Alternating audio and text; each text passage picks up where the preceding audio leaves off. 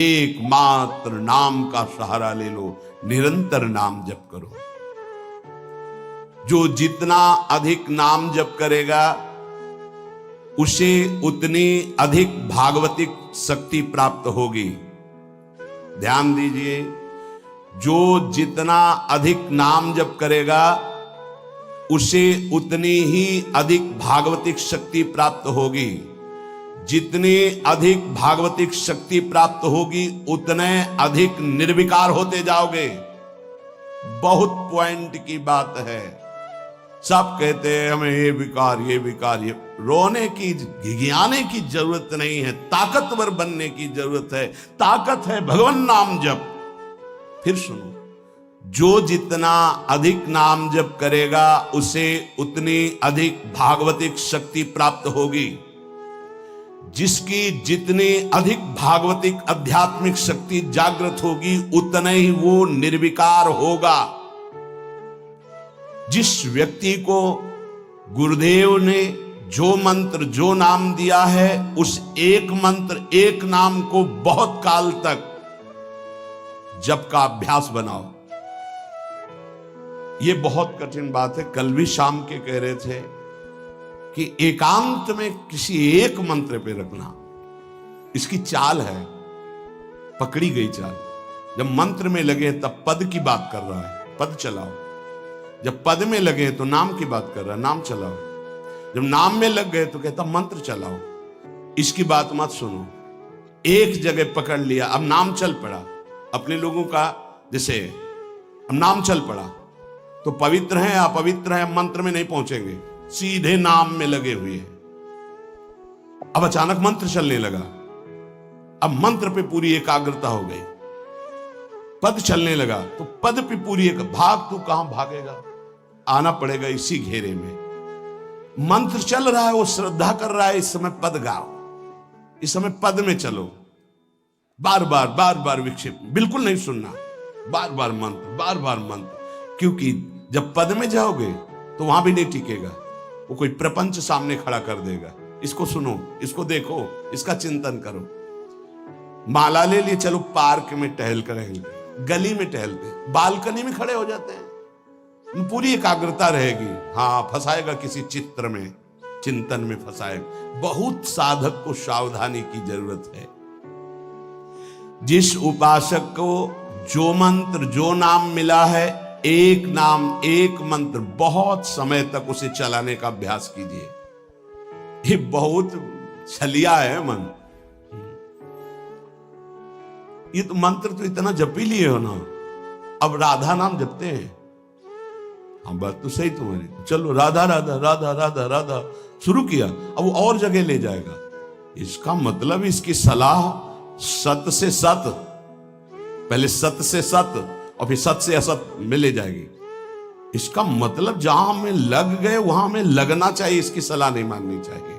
ये बहुत सलाहें देता है, सलाह देना इसकी स्वभाव प्रवृत्ति संकल्प विकल्प, इसी को रोकना है।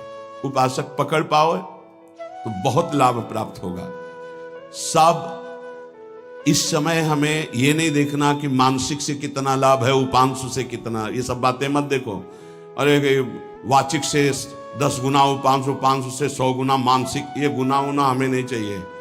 इस समय हमें भगवदाकार वृत्ति करनी है। हमें कोई लाभ हो हानि हो गुना से मतलब नहीं। वहां जपने से इतना लाभ, वहां जपने, हमारा केवल लक्ष्य है प्रभु का स्मरण। पकड़ो बात। अब वो अगर मानसिक नहीं हो रहा तो उपांशु आते हैं, उपांशु नहीं हो रहा तो हम वाचिक आते हैं, वाचिक नहीं हो तो हम कीर्तन करते हैं। छोड़ेंगे नहीं तुम्हें, बख्शेंगे नहीं। अनन्य चेता सततम, हमें सतत अनन्य चित्त को अपने आराध्य देव में जोड़ना है। जिस उपासक में भोगों की त्याग वृत्ति अधिक है वो बहुत जल्दी सिद्ध होता है। पकड़ो, जो पुरुषार्थ तो करता है पर साथ में भोगों को भी भोगता है, उसकी आसक्ति भजन में नहीं हो पाती, वो आगे नहीं बढ़ पाएगा जब तक वो अपनी वृत्ति को सुधारेगा नहीं।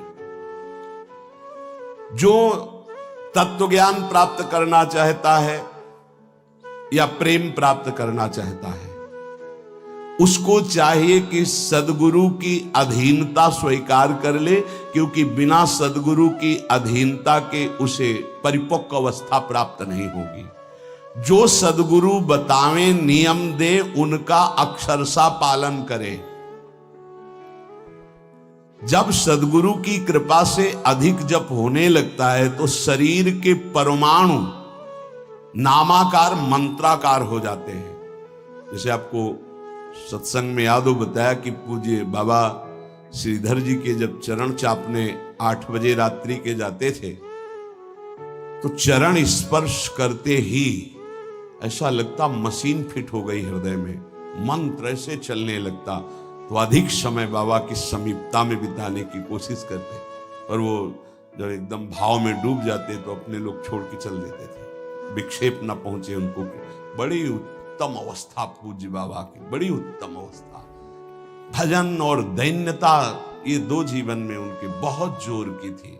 कहीं कोई किसी भी तरह का अभिमान नहीं, दैन्यता की मूर्ति। और भजन के तो इतने भूखे कि रात दिन करने पर जो वैष्णव जाए उससे यही भिक्षा मांगते थे, राधा रानी से प्रार्थना कर दो कि थोड़ा भजन बन जाए। यहां थोड़ा भी भजन नहीं बनता, और हम कहते हैं भजनानंदी, और वो भजनानंदी और वो कह रहे हैं कि थोड़ा भजन बन जाए। क्या भजन से प्रीति है उनकी। अधिक जप करने से शरीर के परमाणु मंत्राकार नामाकार हो जाते हैं।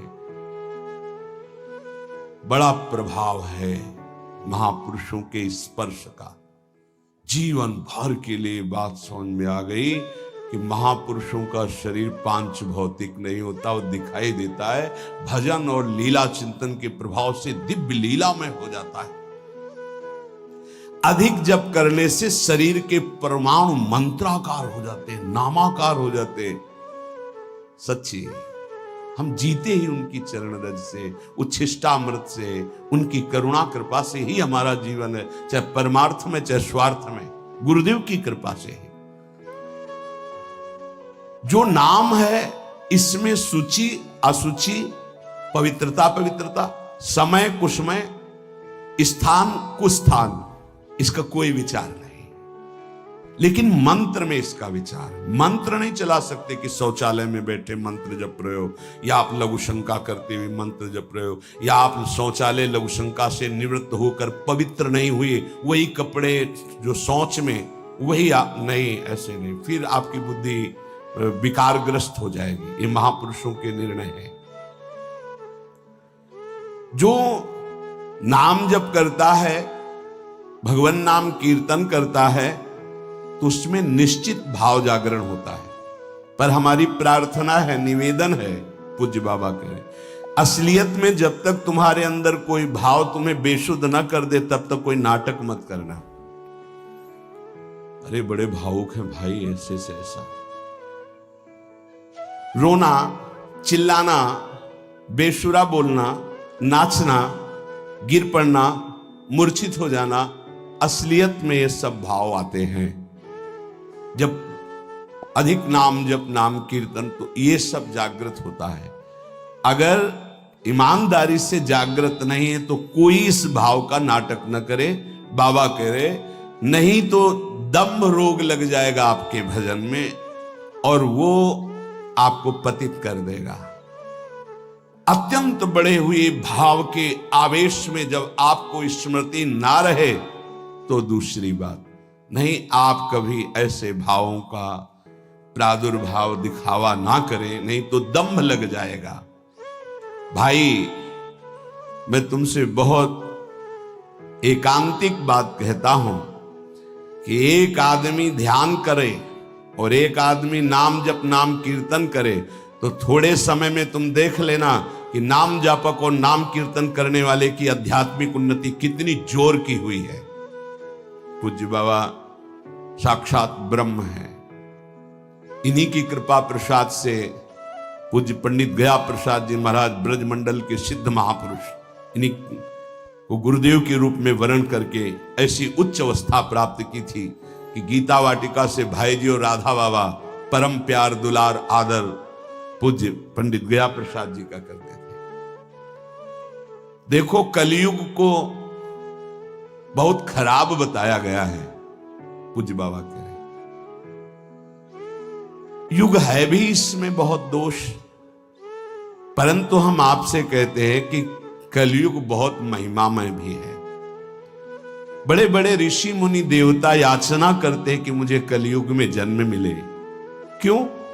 क्योंकि केवल नाम जप और नाम कीर्तन से इसमें वो पद प्राप्त होता है जो बड़ी बड़ी तपस्या, यज्ञ, ध्यान, साधना से भी नहीं होता। ये बड़े अमृतमय वचन, इनको पकड़ो। सार बात नाम जप, नाम कीर्तन, गुण कीर्तन। देखो, स्वयं भगवान ने कहा है यज्ञानाम जप यज्ञोस्मि, सब यज्ञों में श्रेष्ठ यज्ञ मैं हूं, जप यज्ञ। अब यज्ञ, अश्वमेध यज्ञ, राजसूय यज्ञ, बड़ी बड़ी यज्ञ जो चक्रवर्ती सम्राट, महाबलशाली पुण्यात्मा राजर्षि करते थे, उन सब यज्ञों में श्रेष्ठ है जप यज्ञ। देखो, इस जप यज्ञ में ना तो शुद्ध घी की आवश्यकता है, इस जप यज्ञ में ना तो मंत्रवेत्ता ब्रह्म ऋषि की आवश्यकता है। यज्ञ में बड़ी जानकारी, बड़ी व्यवस्थाएं सुव्यवस्थित करने पर ही फल मिलता था। जैसे यज्ञ करता, कोई अंग भंग नहीं होना चाहिए, किसी भी अंग में किसी भी तरह की कोई कमी नहीं होनी चाहिए। अगर एक आंख काम नहीं करती तो तुम यज्ञ में सफलता प्राप्त नहीं कर सकते, बैठ नहीं सकते, यजमान नहीं बन सकते। कोई भी रोग, कुष्ठी रोग, विधुर, अविवाहित, कई तरह की शर्तें, फिर मंत्रवेत्ता ब्रह्म ऋषि का मिलना, फिर यज्ञ की सामग्री, फिर सम्यक रूप से निर्विघ्न यज्ञ हो जाए तब उसका फल, और वो भी स्वर्ग आदि अन्य लोग। सब यज्ञों में श्रेष्ठ ये जप यज्ञ है। इसे बालक भी कर सकता है, बूढ़ा भी कर सकता है, स्त्री भी कर सकता, कोई भी कर सकता है, बिना पढ़े लिखे कोई भी हो। राधा राधा जपने के लिए कौन सी विद्या पढ़ने का? ये पराविद्या है, ये आ गई तो सब विद्याएं जागृत हो जाएंगी। जो ब्रह्म विद्या, तत्व ज्ञान या प्रेम का रहस्य, ये सब जागृत हो। ये पराविद्या है राधा नाम। सबका अधिकार है नाम जप में। मैं अपना अनुभव कहता हूं, पूज्य पादुड़िया बाबा जी का अनुभव, केवल नाम जप और जितेंद्रियता से सब कुछ प्राप्त हो जाएगा। पूज्य भाई जी का मैं अपना प्रथम और अंतिम अनुभव कहता हूं कि एक नाम जप का तुम नियम लो, निर्वाह करेंगे भगवान, और तुम्हें निश्चित भगवत प्राप्ति होगी। भाई जी का